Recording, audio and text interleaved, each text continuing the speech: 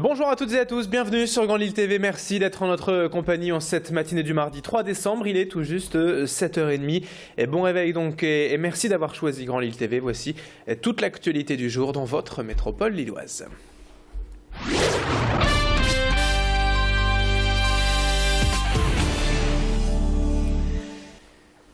Et un appel à la solidarité est lancé tout d'abord par les petits frères des pauvres pour démarrer ce journal ce matin.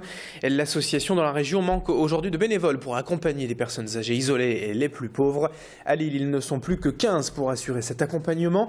Le plus souvent, il s'agit juste de visites à domicile, donc d'un peu de temps pour briser la solitude des personnes âgées. Parfois des animations de groupe comme des repas ou des ateliers artistiques. En tout cas, à Lille, les bénévoles essayent donc de trouver des solutions pour recruter des bénévoles au profil de travailleurs sociaux. Un véritable engagement puisque l'accompagnement prend du temps certes, mais c'est aussi un geste solidaire très fort envers des personnes en difficulté, comme l'explique justement l'une de ses bénéficiaires pour qui l'association a eu un rôle très important. Témoignage recueilli par Tanguy Lécluse et Vaïté à Fusilier. Elle m'a changé ma vie parce que quand je suis arrivée sur l'île, j'étais en dépression, j'étais vraiment pas bien et ils m'ont soutenue et moralement. Et ils m'ont surtout bien aidé au niveau administratif et franchement je les en remercie parce qu'ils ont fait beaucoup de choses pour moi. Et je me sens déjà beaucoup mieux depuis. Mais pour moi les petits frères c'est comme ma famille. Autres images à la une de l'actualité, ce matin la cérémonie de la Sainte-Barbe. Hier, la protectrice des sapeurs-pompiers. Et hier soir à Aubourdin, les 3 centres de secours des WEP étaient réunis pour une soirée d'hommage aux pompiers blessés ou morts en service. Et à cette occasion également, les nouveaux locaux du centre d'incendie et de secours d'Aubourdin ont été inaugurés. Une véritable caserne enfin pour permettre aux 31 pompiers professionnels de travailler dans de meilleures conditions. Ce CIS est associé directement à 2 autres centres de secours, à Los et à Sante, et il couvre tout le secteur des WEP, un territoire à la fois rural et périurbain où les pompiers réalisent en moyenne 3500 interventions par an. Retour sur la rénovation du centre d'Aubourdin faite par les pompiers eux-mêmes au micro du lieutenant Renard, Macha Grenessen. On a des électriciens, on a des peintres, on a des gens qui travaillent dans le bâtiment et on avait une équipe de 5 personnes quasiment omniprésentes pour nous refaire les 2 étages et le rez-de-chaussée complets. C'est vrai que ça me change la vie parce que le CIS Aubourdin avait vraiment besoin d'une réfection totale de ses murs. Et auparavant, par exemple, les personnels vivaient dans les lits superposés, c'était devenu obsolète. Et au jour d'aujourd'hui, on n'a que 3 personnes par chambre, 1 par équipe. Donc toutes les nuits, on a un personnel dans chaque chambre uniquement. C'est quand même un confort de vie incomparable par rapport à ce qu'on a vécu auparavant.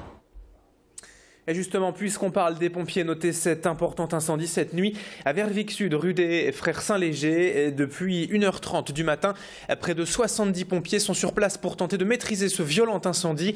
Plus de 3500 mètres carrés de bâtiments ont été ravagés déjà par les flammes. Cela concerne 2 entreprises, Océan 3 et HV Développement. On ne connaît pas encore pour l'instant l'origine du sinistre. 7h33 en direct sur Grand Lille TV ce matin. On passe au sport à présent dans l'actualité et au football. Une rencontre au sommet ce soir à 19h au stade Pierre-Mauroy. Entre Lille et Marseille, c'est le 2e qui reçoit le 4e. Un match pour confirmer la bonne première partie de saison des Lillois et poursuivre leur série d'invincibilité en championnat. Mais cette rencontre marquera aussi et surtout le retour de Florian Thauvin à Lille après un été mouvementé et des semaines de bras de fer. Les supporters lillois n'ont pas oublié ce pitoyable épisode estival et une poignée d'entre eux étaient hier à l'aéroport de l'Équin pour accueillir le joueur. Ils l'ont d'abord copieusement insulté et des violences ont été échangées ensuite entre supporters nordistes et des responsables du staff marseillais. Là encore, voilà ce qu'est le football par endroit, par moment. Florian Thauvin a ensuite dû être escorté jusqu'à son hôtel. L'ambiance risque donc d'être bouillante ce soir au stade. Concernant le match, tout de même, les joueurs lillois ont eux aussi hâte d'en découdre, mais sur le terrain, proprement, on l'espère. On écoute l'attaquant Nolan Roux hier. C'est vrai qu'on dit que c'est un gros test parce que c'est un gros club. Maintenant, tous les matchs sont importants. On a envie de prendre le plus de points possible. On est sur une très bonne série. Donc après, oui, des matchs comme ça, c'est vrai qu'il y a beaucoup de motivation. Mais on sait très bien que c'est Marseille, que ça va être difficile. Mais on est à domicile. Et ouais, c'est vrai que dans nos têtes, prendre 3 points, ce serait le match parfait. Et puis on termine ce journal avec une idée de cadeau original pour Noël. Et si je vous dis chocolat, vous allez forcément vous moquer, hein, car cela n'a rien d'original, certes.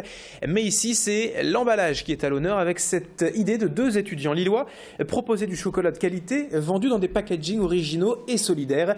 Ces emballages sont en fait déclinés selon certains thèmes et des occasions qui peuvent être personnalisés.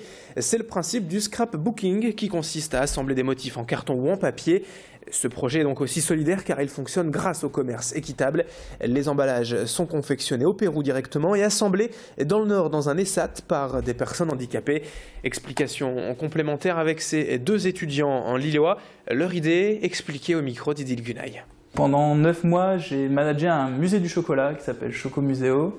Et j'ai découvert là-bas donc tout ce qui concerne le chocolat de qualité pour pouvoir découvrir un petit peu comment choisir un bon chocolat. Et en arrivant à Lima, la famille d'accueil dans laquelle j'étais faisait du scrapbooking et m'a proposé tout simplement d'utiliser scrapbooking pour mettre en avant le chocolat. Donc voilà, l'idée m'a tout de suite séduit, on a monté ça ensemble et je suis revenu avec cette idée en France.